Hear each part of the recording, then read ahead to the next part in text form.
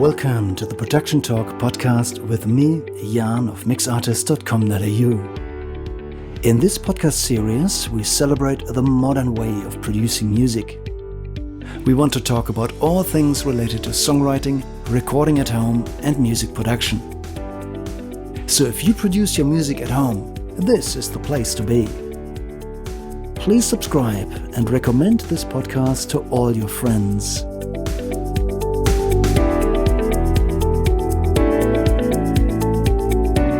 This is the Production Talk podcast, episode 14. And welcome back to the Production Talk podcast. I'm so glad you're on board today. Thank you so much for joining in again. Over the last few episodes, we focused on different parts of the music production cycle. And last week, we spoke to Shane Murphy, who shared heaps of amazing tips and tricks for self-producing music and, most importantly, for self-promoting musicians. We learned that publishing your music alone is just not enough. The other day, I came across an interesting discussion in a business podcast, and I'd like to paraphrase Chris Graham and Brian Hood here. They discussed an old-school business mentality that they call, when you build it, they will come. Which means that all you have to do is just to create a business and the customers will flock in automatically. Well, while this may have worked in times of rapid economic boom in the past, this concept simply doesn't work in today's reality anymore. What we can take from that is that writing, producing and publishing music alone just won't cut it. One cannot publish a song and then lean back and passively wait to be discovered. That would be the concept of you release it and they will come. And it simply doesn't work in the 2020s. Instead, you have to take matters into your own hands and direct attention to your published music. This is what we call music marketing and promotion. And it's equally, if not more important, than songwriting and music production. Today, we are going to dive deeper into the field of music marketing and promotion by speaking to marketing professional Daniel Musgrave. Dan has got years of professional marketing experience. And he specializes in digital marketing. So I really hope that today's episode has got heaps of goodies in it for you. Sit tight, get a pen and paper ready if you can, and write on your ideas while you listen. But that's enough for now. Let's finally get to the good stuff. Here's my interview with Daniel Musgrave. In last week's podcasts, we had Shane Murphy with us, who is a very successful musician and shared some interesting aspects of digital marketing from a musician's perspective. So today I would like to take it to the next level and actually speak to somebody who's working in digital marketing and promotion professionally. So with us today is Daniel Musgrave. Welcome on board and thank you for joining me today. Thanks, Jan. It's really good to be here. Thanks for joining. Would you mind to just tell us a little bit about yourself and your background, please? Yeah, sure. So I'm a marketing professional, working at the moment at SAE as a content producer. But I've also worked in events and been an event marketer for years. I work with some pretty solid brands across the area, particularly in the entertainment industry. Brands like Splendor in the Grass, Blues Fest, Stone and Wood, Smirnoff. So I've had a lot to do with them. I'm also a freelance digital marketer and a digital optimizer. But also my proudest thing is I'm a Byron local. I'm a surfer, a really keen surfer. I love getting outside. I love camping. I love playing soccer. I've been playing soccer since I was about 6 years old. Beautiful. So living the good life. Yeah, that's exactly right. And I try and do a bit of marketing in my spare time. Okay. And I was told that you're an artist yourself. Yeah, I am. Yeah. So I've been DJing for over 10 years now, just under my alias, Dan Musgrave. I've had a few different projects over the years, but I've also run a management label as well. And we did club nights. So that was called Club Raiders. So that was predominantly in the Byron area. But yeah, and I played at a lot of those gigs. I've also played at a few festivals like Splendor as well. Nice. So yeah, I've definitely dabbled in music production and being an artist myself. Fantastic. So the cross-section of marketing and music is really what we want to talk about today. So I'm glad I found you. You are definitely a specialist for that. Then imagine, if you were to run into a young artist, somebody who's just literally, getting into it and starting from the very beginning. What advice would you give a young artist? Where would they start? What systems, what structure should they build up first? Yeah, that's a really good question. And it can all be a little bit daunting for someone who's never done this before. I think as a young artist, they have the advantage of being already involved in the digital landscape. So, they'd already know about things like Instagram and Facebook, but they may not know how powerful or how useful they can be from a promotional perspective. So I think the main ones are the ones that I just mentioned. Instagram and Facebook would sort of be the ways to start. Instagram, it's super important for the basis of content marketing, which we can get to a little bit later. But also the thing with Instagram is it sort of can be the anchor point to push people off to different platforms. The thing is with Instagram, they don't like you to leave their platform. And that's why you may have noticed, but it's super hard to post a link or to get anyone to deviate from the actual platform of Instagram because they want to keep you there. The only one that is easy to get to and to navigate to is Facebook. And the reason for that, for those of you who don't know, Facebook owns Instagram. So they sort of communicate pretty fluently with each other. And they are really the big behemoths of the social media world. So I would say, those two are a great start. And they sort of seem obvious, but a lot of people, may not even start there. They just don't know what to do. So Instagram for content marketing. There's also a tool, actually, before I move on, that if you want to actually push people to different platforms, there's a thing called Linktree. You may not have seen that, Yarn. Have you seen Linktree before? Yes, I've come across that. Yeah, so it's basically a tool that allows you to share multiple links on social media, but it really rose to prominence on Instagram. So just go check it out. That's a really good way to add some links into the bio of your Instagram account.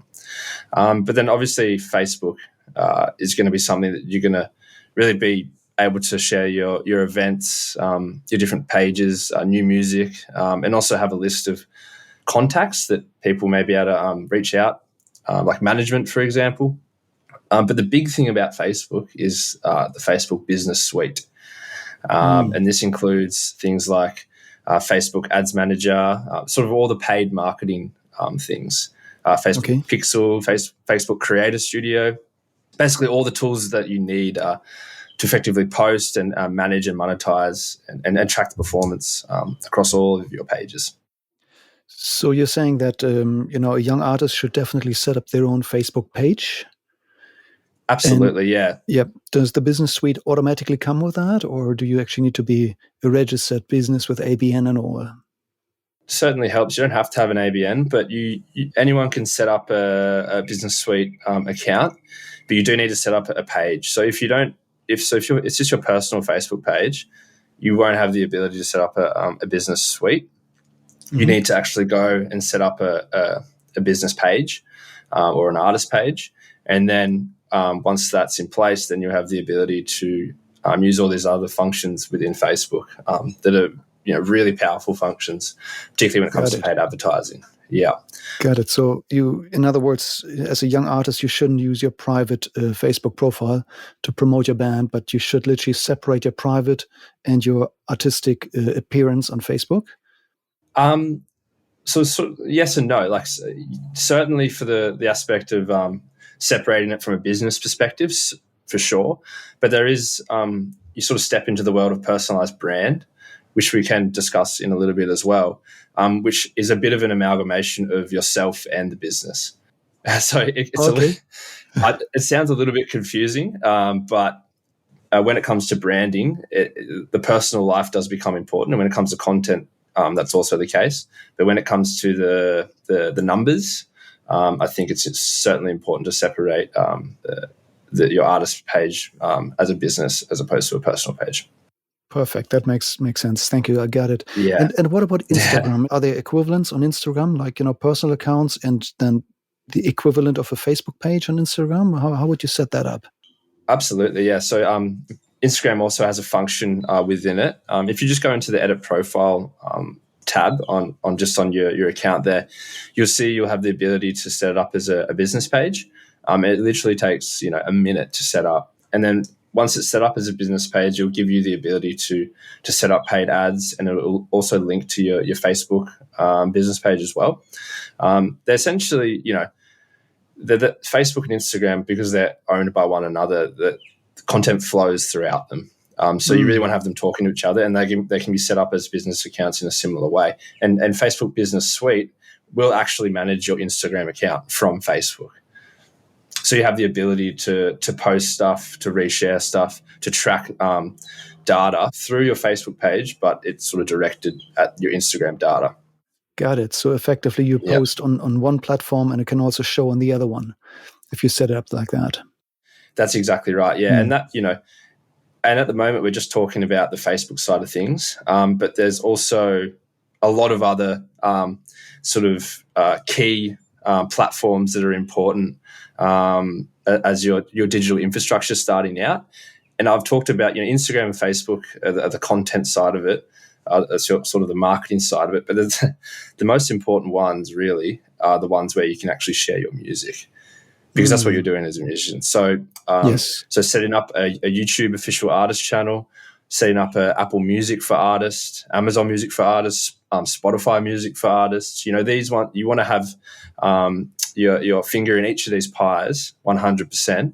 But also things like, Triple J Unearthed.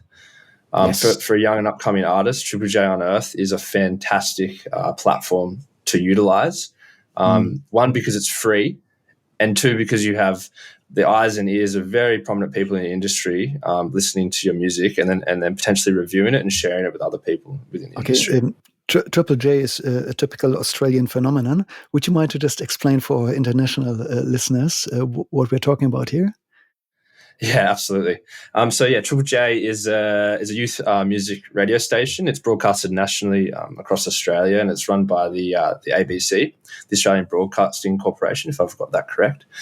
So Triple J is really, really popular for the youth demographic, but also a little bit older as well. And it's brought to prominence some amazing international bands that have really grown, not only in the Australian landscape, but across the world.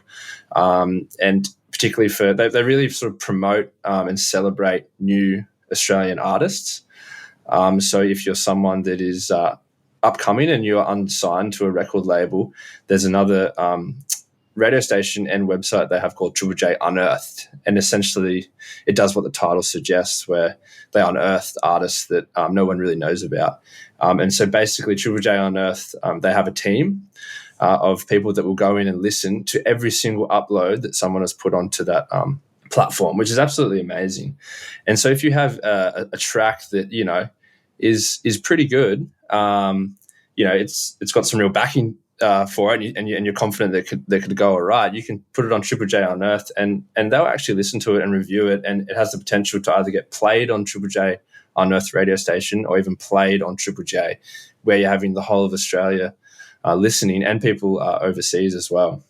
So sometimes it can be difficult to really break through things with platforms like Spotify and YouTube and Apple, because there's just so many users. It's such a saturated environment. But Triple J Unearthed sort of allows those unknown artists to really come to the forefront. And that's why, along with all these other platforms, I think it's a very important thing to utilize if you're an upcoming or young Australian artist, or any Australian artist for that matter. Yeah. Excellent. So we've got Facebook and Instagram as one of the starting points. Then you mentioned a YouTube channel and Triple J Unearthed, or I'm sure there are equivalents in other nations as well. So maybe just ask your friends if you listen from elsewhere, or maybe do a Google search. What radio stations support local acts in your country? At what stage would you recommend that an artist should set up their own website? Is that something that we can leave for later, or should this happen early on in their marketing career? Yeah, I think would certainly be the next step. and if not the next step, in conjunction with all of these things. So the website's really a central space for all of this information to sit. So it's a place where you can obviously put content and music, but also things like blogs and things like EPKs or electronic press kits. Yes. So I think that's something that's super important. If you don't mind me talking about an EPK Please. for a second, Jan. Yeah. So basically, the purpose of being an artist is to get your music heard and to get more gigs, or to be featured in media. And the way that you can do this is by building an EPK. Essentially, that's an electronic press kit or a resume for musicians, I like to call it, because that's kind of what it is, really. It's if you're an artist, it's your resume. So it really helps show the decision makers in the industry who you are, what you've accomplished, and why they should work for you, or why they should sign you as an artist. So a really important thing, and I think some people might leave this to a little bit later, or don't really think about how important it actually is, because the thing is, media contacts, venue managers, other musicians, they don't really have the time to sit on the internet and browse for all of these artists. There's only so many hours in the day, isn't there, Jan? Yes, that's right. That's right. You're a busy man. Right. Exactly. So yeah, exactly. So it comes down to finding a way to cutting through is basically what you're saying. You can't just sit there and hope that because you put it out on the internet that it's not that you're now going to be discovered. Is that what you're saying? That's exactly, yeah, totally. Yeah. You hit the nail on the head. They receive hundreds of requests every single day. And so the best way to get their attention is to make their job as easy as possible. Yeah. So that's what an EPK allows you to do. Got it. So basically what you're just trying to describe is that you look at your own artist appearance from, a record label's angle and look at yourself through their lens, basically. That's exactly right. Yeah, exactly. That's a very smart way to do it. And, one little recommendation from my end is, just do a Google search and see what comes up when you search for yourself or for your own artist name. That's exactly what they will see. And if you're not at the very top or, the second or third maximum maybe, then you need to work on that. That's exactly right. I guess. Yeah, they're going to get an immediate indication about who you are as an artist and a person by that quick Google search. Yeah. And so the EPK really just allows you to package everything up that you want them to know in a quick, visually appealing, easy to read, user-friendly format. And that's kind of the foundations of marketing too. You want to make people understand what you do in as clear, concise, and easy way as possible, and not really send them off in too many directions to sort of get the message across. Okay. So for those who are wondering, well, what is an EPK? Like, what are you talking about? How do I do this? So basically, that's the purpose of your website, is to host this EPK. There's a bunch of different websites that you can actually go on that can help you build your own website. So things like Squarespace, Wix, WordPress. They're really fantastic. They offer a relatively cheap subscription, around 30 Australian dollars per month. And basically it's a drag and drop format that you can they have templates as well that you can use, that you can build your own website and it's sort of dedicated to how you like it to look. So for those of you looking to build a website, that's where you'd sort of head from the start, yeah. And there are usually some free tiers as well to get started. But often the downside is for, when you use, let's say, a free Wix account, that you actually can't have your own URL. It would usually then say Wix and the name. Is that acceptable for a beginning artist for, the first year or two? Or is that a big no-no from a marketing point of view? It's a bit of a no-no from a marketing point of view. Okay. I think, sometimes your content may shine through as well, but you want to put yourself, because at the end of the day, management labels are looking for the best of the best, and you sort of want to have everything to meet their expectations, so they know that you can be something that's marketable in their eyes as well. So if you can, spend a little bit of money on purchasing a domain and setting up your website so from the outside it looks really good. And I think you're going to set yourself up really well into the future. So, look, you don't have to do that, but it certainly does help. But it's in the grand scheme of things, the money that people spend on equipment, sound gear, other subscriptions. Yes. It's a relatively small expense for a possible really great outcome. So, and also if you want to create an EPK from scratch, there's also other services out there that have ready-to-use templates, and you essentially just put in your artist details and it'll sort of pre-fill the information for you. I think Reverb Nation is one, Sonic Birds is another that I've used. So, yeah, they're all really great. So that's to get started. You basically use one of these templates. But I guess being a musician, we all assume that we are creatives.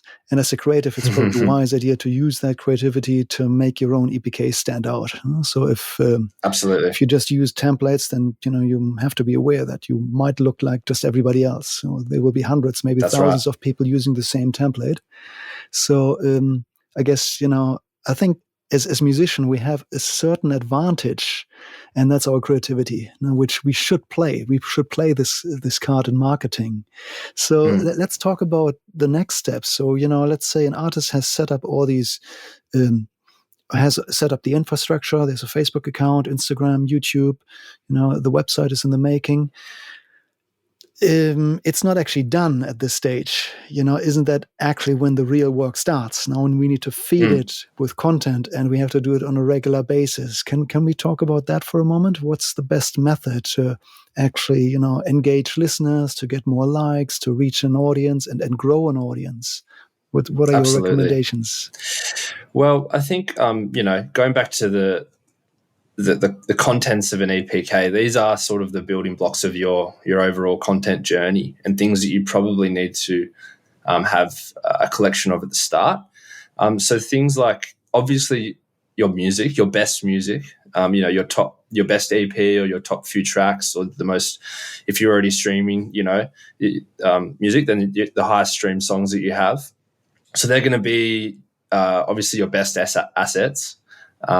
Because that's that's the art that you create. So your music's the first thing. The second thing would be some sort of biography.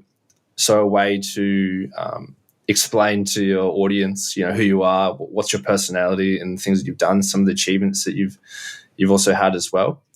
The next thing, and also a very critically important thing, is 2 to 3 of your best press shots. And some people can sometimes skip on this as well. I think it's super important to get a couple of good press shots. So if you don't want to be, taking photos of your phone or photos of you at a party, or a photo that someone else has taken, a few years back that's got nothing to do with, your brand or you as an artist. Find a mate who's got a digital or DSLR camera, a decent camera, or, if you have to hire one or you have to pay someone to take some photos, go out to somewhere where the lighting's good, the background's good, wear some decent clothes, do your hair, and get some good photos of yourself. Because this is going to be sort of the cover of not only your content pages, but your EPK and your website. Yes. And also, so would you agree, Yarn? Do you think that's something that's important? Yes. People say that, you get only one chance at giving a first impression, and therefore the first picture people see, viewers will immediately judge. And if it feels like an amateur picture, that sets the expectation of what to expect next. So I think it makes perfect sense. But I would probably add to this that, it's got to be true to who you are. So, if you're a punk rocker, then obviously don't dress up in a suit or anything like this, or pose, in a manner that just isn't you. So I guess it comes down to really being yourself and developing a certain vibe around you that represents you and your music. And, there's Absolutely. the first opportunity to distinguish and to differentiate from the crowd. Well, I was just going to say, you'd probably notice if you've been listening to an artist and you haven't never seen a photo of them, you've just been listening to them. and then all of a sudden you look at an interview of them, or you see a bit of album artwork or an album cover or a photo of them, and your perception of them immediately shifts, usually to the positive if it's a good piece of content, because you've developed this impression of them, and then you see a photo and you're like, oh wow, you sort of starts to visualize. When you listen to them, you see what they look like and you see what they represent, and you sort of just do this subconsciously. I've certainly done it before. You see a photo and you want to see what they look like, and like, oh wow, okay. Now my perception of them suddenly changed. And if that impression isn't a good one, that may not be necessarily a positive thing for the artist. So it's super important. The visual aspect of music, I think, visualizing what you're listening to and who's making the music or where it's coming from is also just as important as the audio element of it in a way. Yeah. You may also want to consider to, think about what your target audience is and what they would expect. So, just to use a very obvious example, if let's say you play country music, then it might actually be a good idea to do a Photoshop, let's say in a barn, because people who see that from a distance immediately have this association with that. Or if you're a surf band, then just have surfboards or the beach in the background. And I guess it comes exactly down right. to, but that's a fine line. We don't want to do, it shouldn't be too obvious like a cliche. It's got to still be you in some way. And it seems obvious, doesn't it? Yeah, but it's still quite difficult to actually do practically and to not do it well. So I guess it's considered a journey. Just get started. And think about it, but don't worry too much about it. Just go ahead and refine it as you go. I'd say. So it wouldn't serve anybody to spend half a year on planning a photo shoot. It's much better just to get it out quickly. Wouldn't you agree with that? Oh, yeah, totally. Reasonably quickly. Let's say reasonably. Yeah. You want to do some sort of pre-production plan, at least get a rough idea about what you're going to do, set the location. But that's exactly right. You can't spend too much time, worrying about these sorts of things, and pick the obvious choice. And sometimes a lot of people don't do that. As you said, if you're a surf band, go down to the beach, have some surfboards there. So this image is really going to align with the genre and the brand that you're trying to perceive. I think you're exactly right there, Yarn. But some people tend to not even really think about these sorts of things, and they go, oh, yeah, that's so true. Why have I been doing this, or why shouldn't I do this? And it's sort of just ticking off the obvious choices, filling in all the blanks. And I think one of the final-ish things, sort of this EPK, and just to sort of get started to grow the followers, is also any press stuff that you have out there, or any testimonials, or any publications that you've been featured in. It's really, really good to pull a few quick quotes about something that you've been featured in, or a good thing that someone has said. That's always a nice addition. Any industry person, any producer, engineer, co-writer, photographer, whatever, a few nice words really helps push that perception of you along, I think. And once, this entire marketing machine starts to roll over, how often should you generate content? Are there any guidelines? How regularly one should publish something? I think a lot of people talk about this word called algorithm. And it sounds like a bit of a technically scary word. And the fact of the matter is, algorithms are very technical and not so much scary, but they're quite complicated. But there is a way that you can master the algorithm of these social platforms and make it that it's not necessarily your enemy. So one of the good things is to be posting frequent content, but not just frequent content, but high quality content.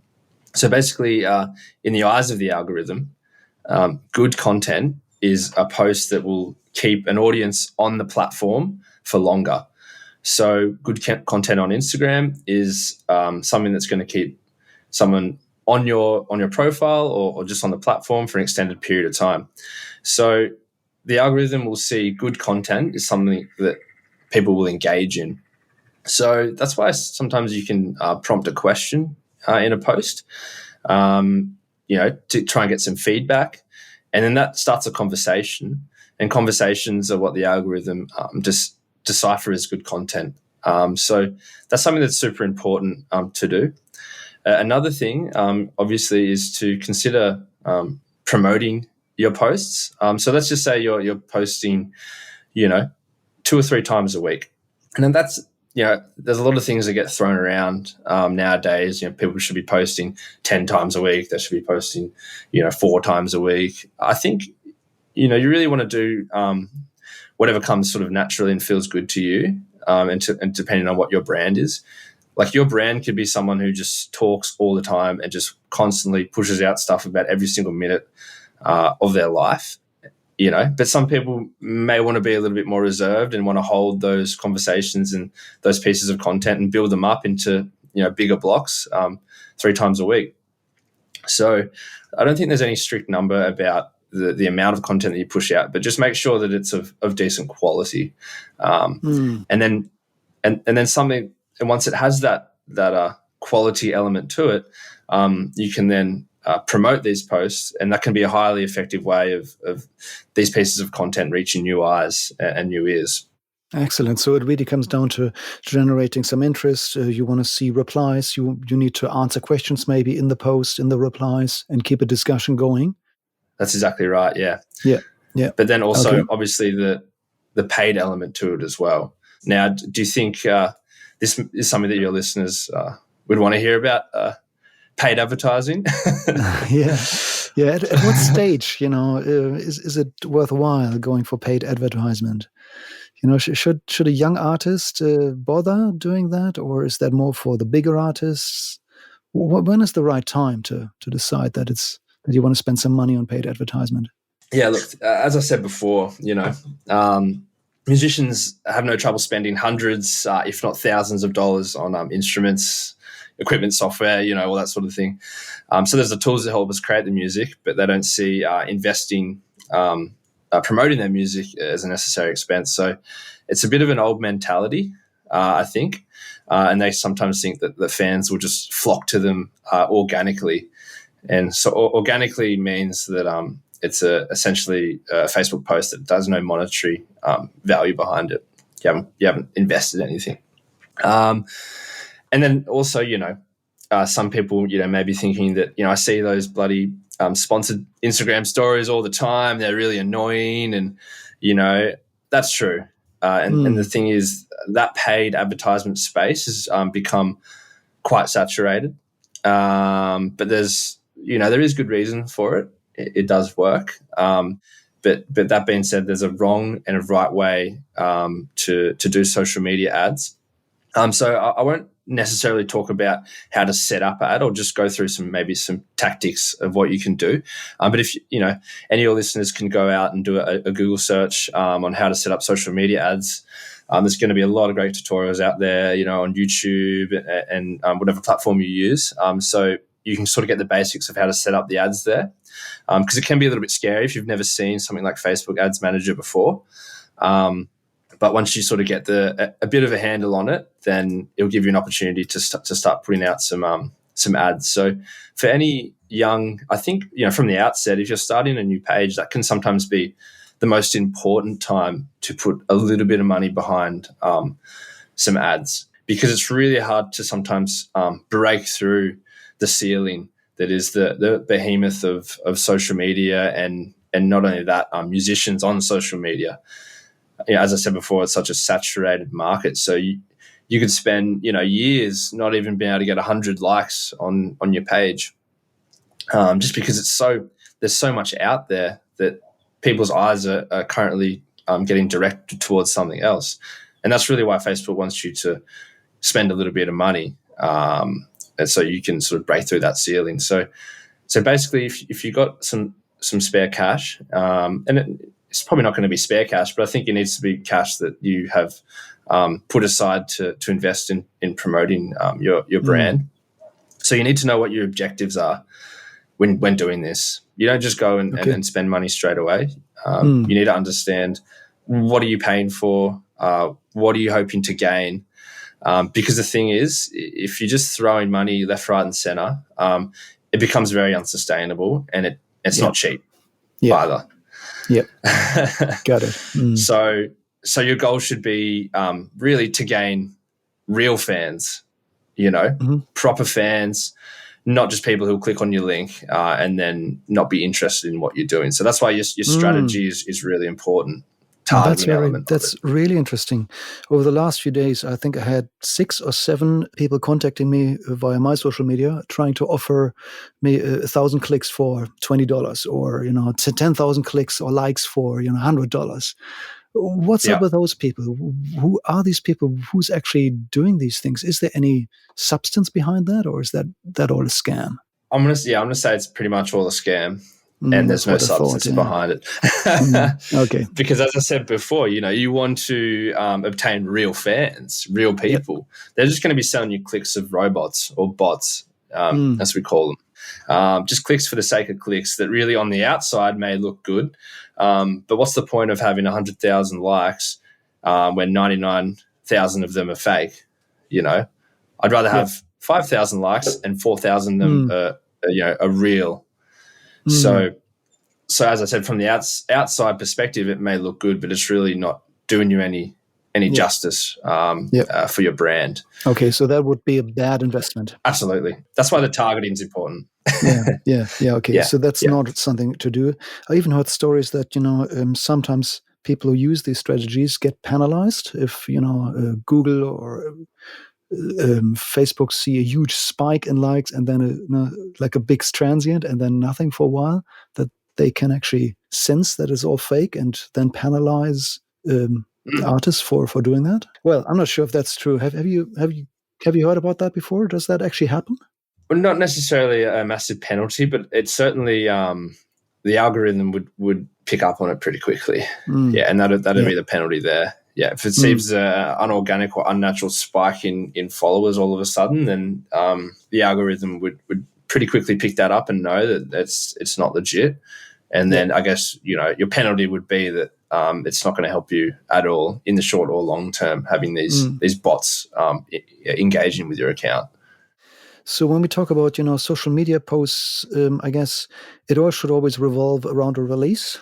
So if we think about, let's say, a young artist who, let's say, releases, let's say, a single every 2 months, would it make sense to build up a certain routine where you start getting people excited in the weeks leading up to the release, and then have a certain routine of follow-up videos or posts that go with every single release, so that some of your social media posts are sort of pre-planned?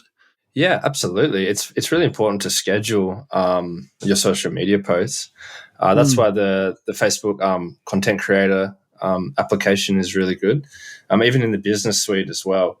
So it allows you to pre-plan and set dates and schedule for all the content that you want to roll out over the space of a campaign. So, and that, I guess, when it comes down to your paid ads, you think of an album launch as a campaign. It's sort of an overarching umbrella. And so obviously the top of the umbrella is the album release. But then underneath the umbrella, you have all these different multi-stage miniature campaigns within that with different pieces of content that sort of filter through and ultimately get everyone to the end goal, which is listening to the album. So you can certainly, and that's a really good example, Yarn, as a way to create small bite-sized pieces of content that you would probably put a little bit of money behind and set up your targeting accordingly to then drive them to the album launch, which would be, let's just say the campaign goes for a month, would be a month down the track. And I guess you see it as it's like a big funnel. And in marketing sales, it's called the sales funnel. And at the top of the funnel, it's people that have never heard of you before, have never engaged with your brand or your business, and you sort of push out this content and you sort of see who will grab on. Those people that grab on initially, they haven't gained your full trust yet. They don't really know who you are. They're just a little bit interested in what you're doing. And sort of once you have received that initial engagement, it's time to pull them down the funnel and feed them little bite-sized chunks of a bit more content within this campaign, which is the album launch, to then gain their trust, to then let them know who you are, and then to also not be too sales related. You don't want to push people to purchase your album or to listen to your music straight away, because that'll immediately they'll become disinterested. but you want to almost give them more Yes. value, give them free pieces of entertainment, and then once they've been pushed down the funnel right to the bottom, that's the opportunity then, because once someone gets to that stage, they're really a true fan in a sense. Yeah. They're really engaged with what you're doing. They really want to listen and know more, and then that's your opportunity then to get them to jump across to your streaming platform and listen and download your music. I got it. I think that's really valuable what you just said. In other words, you want to guide your crowd, your followers to actually buy your record, but without actually telling them to. So you don't want to be the salesperson who yells out loud, buy my product, because that's actually very unattractive, I find. But you just want to generate, a general vibe where naturally people just want to buy it. Is that right? That's exactly right. Yeah, that's exactly right. Fantastic. So that beats the sales element of it, because you don't need to sell anything. Yeah. People are coming on the journey with you. Yeah. Fantastic. So if an artist, let's say, works on a new release, they could basically start by taking some photos or short snippets or videos from the rehearsal room, then maybe, from a recording session, doing the same thing again, then maybe, some photos or videos of, being together as a group having lunch, or, a break from the studio, and maybe then a little snippet from the mixing stage. And then they're released consecutively until the actual album comes out. Is that what you're saying? That's exactly right. Yeah. You're sort of taking people on this creative journey that you're on as well. And they're they're getting to know who you are. They're getting to know your creative process. And that really is going to make them more likely to see what the final product is. Yeah. Right. So that's a really good example, Yarn, of how to guide people through that journey, and to really get inside what it is that you do and get to know you as an artist. And all those things are quite attainable to produce as well. So many people, if they're in a studio, the first thing they want to do is get their phone out and record the console and record what they're doing and say, how cool is this? I think I've been guilty of doing that as well. Of course, aren't we all? And everyone takes photos of their food. Yeah. So you just do what you're doing anyway, but you're just documenting it. You're just keeping it there, and then you're pushing it out, and then everybody else see that as well. Yeah. And for bands, if there's more than one member, there are some methods that you can use to consolidate all the data. So if it's spread across a couple of different mobile phones or iPads or whatever you use, actually got free cloud drives, and you could you could set one up for your band and give everybody access, and everybody just has the app on their phone and just presses the button, and it all goes into the cloud. So the drummer, the bass player, the guitar player, they can just all hit the button, and it all goes into one place. Yeah, that's something that I try and really promote in what you just mentioned, like cloud storage or cloud drives.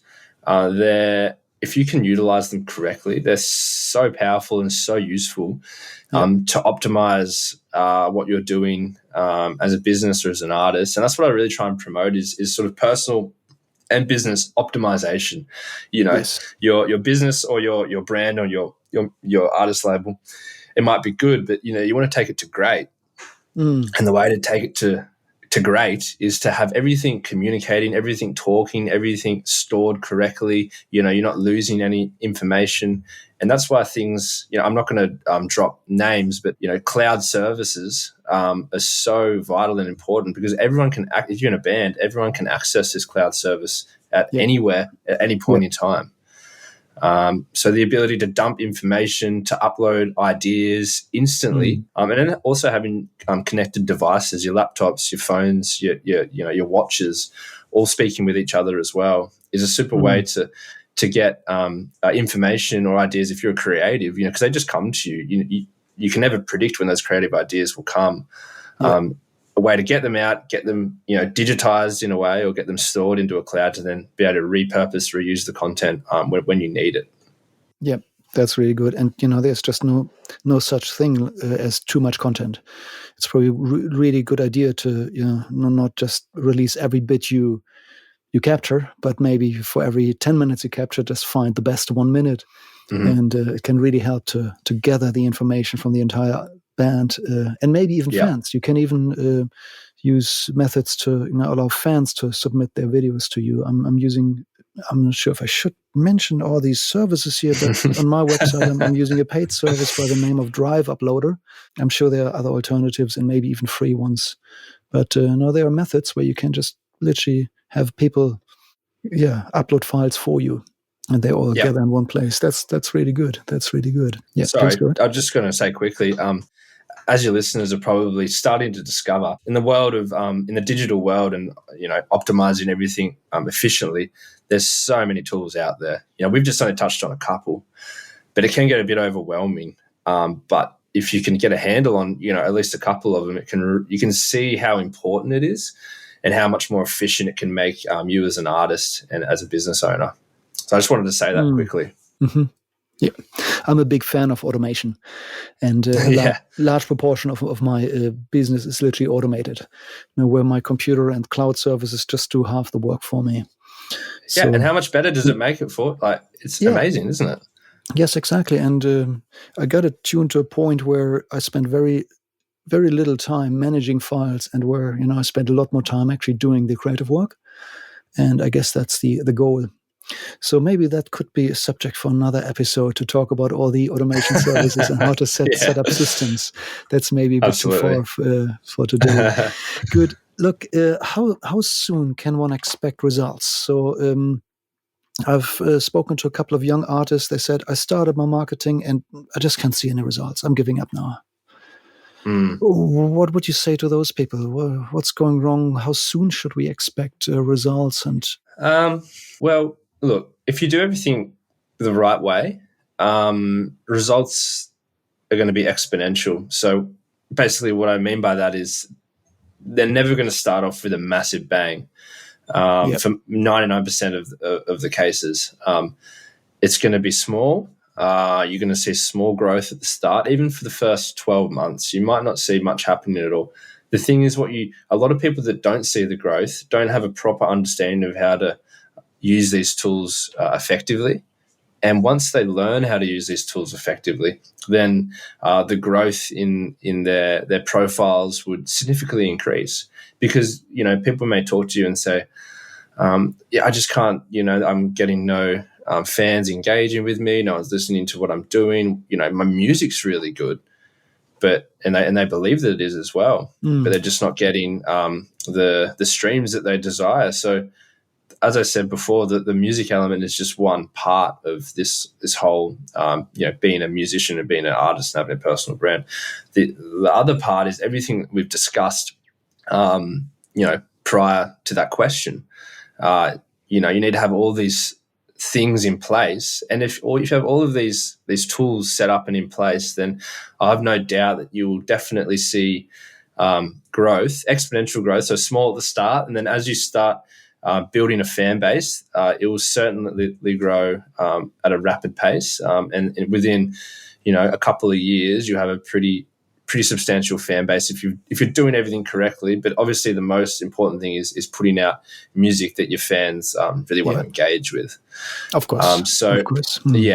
I think that's probably would be my answer to that question, Yarn. And a lot of people, they may think that they're doing the right things in terms of their marketing and promotion, but the stars just may not be aligning correctly. It might not be exactly what their fans want to hear, or want to see. They might be being too salesy. They might say, "Come to my event," or "Listen to my song, click on this," and that's not the approach that we want to have. That's right. Yeah, I have a Facebook friend who I have very little contact with, but every couple of days I get a message saying, "Listen to this." And that's all it says. There's no hello. No. It's just like, listen, like, they command me to do something. And that's just not what people like. It's always nice, No. If you want to sell something, don't start with a sale, you got to small talk first, I guess. And get to know people. No, you're exactly right. Exactly right. Communication is vital in this space, but also communicating your brand's identity to your fans is vital. And as I said before, the brand or your communication style will ultimately always beat the sales. And as you said before, people should be able to Google your name and within a few minutes get a good sense of who you are and what you represent. So the biggest asset that you can have in all of this is other people's attention. Yes. The attention is more valuable than selling in all circumstances. And that's what essentially social media is all about, is engaging in people's attention, and then not, having to sell until you really need to sell, right at the bottom of the funnel, right when it's important, right when that album comes out. And when you offer that sales pitch, people will have no issue in following through. They'll almost be thankful that you've put it there because they've been waiting so long. They're on the edge of their seat. They just want to listen to it. So you're sort of building it up to that point. So again, I think, if people are having trouble building that fan base and building that following, I think really come back to what is your brand, what is your personality, what are you really trying to achieve, and really hone that in and figure that out. And take your foot off the pedal of the sales and more put it down to communicating what your brand is and your personality. Oh, that's very good. Yeah. That's fantastic wisdom. Thank you so much for sharing. No worries. If somebody wanted to reach out to you and find out more about yourself, Dan, where would they go? Yeah, well, I've actually just launched a new consulting agency. And so it's called Freewave Digital. So FREE, Wave, Digital. So if you can find me on Instagram, just at Freewave Digital. Then I have the link tree there to our website and all the other social platforms. Or if you want to just get in touch with me personally, you can find me on LinkedIn at Dan Musgrave, or on Facebook as well, just Dan Musgrave. We can have a chat there. So yeah, that's how you get to know me. Or for any of you that are around the Byron Bay area, you probably see me in the surf or see me on the soccer field, perhaps. That's great. Okay, and of course, I'd like to put all of those links into the show notes as well. So if you want to know more and to get in touch with Dan, just click on the show notes, scroll down, and you'll find all the links to Dan Musgrave right there. Thank you so much for being with us today. This is really good. It's been an honor having you, and I'm taking a lot out of it for myself, and I'm sure it's a really valuable episode for many musicians. Thank you so much, Dan. Yeah, thanks so much, Jan. It was really great to talk with you and to talk to everyone about the world of marketing and promotion. And hopefully people can take a little bit out of this and help develop their own brands going forward. Sounds good. Well, I shall see you soon, and enjoy the surf. Thanks, mate. Cheers.